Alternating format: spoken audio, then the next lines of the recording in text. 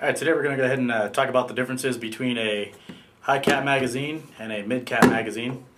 I'll go ahead and start with the mid cap.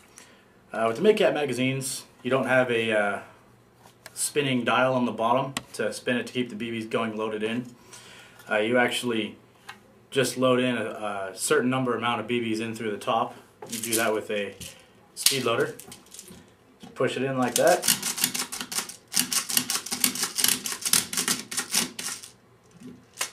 And then from there, it holds anywhere between 90 to 130, depending on the size of the magazine and which company. And then with that, they just load in the top. The plus side about having a mid-cap magazine is if you're trying to sneak around, you don't have to worry about making a lot of noise with it rattling, because most high caps, they sound like that when you're running around. Mid caps, they're just completely silent.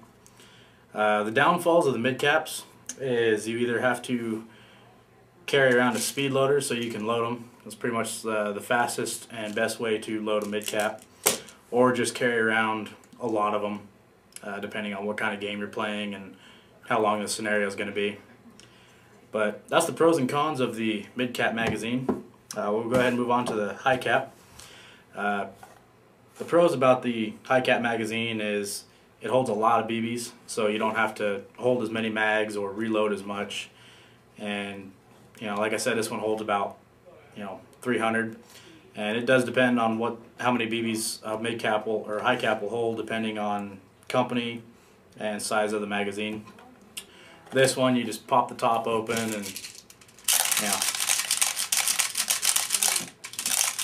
dump in a bunch of BBs, just like that.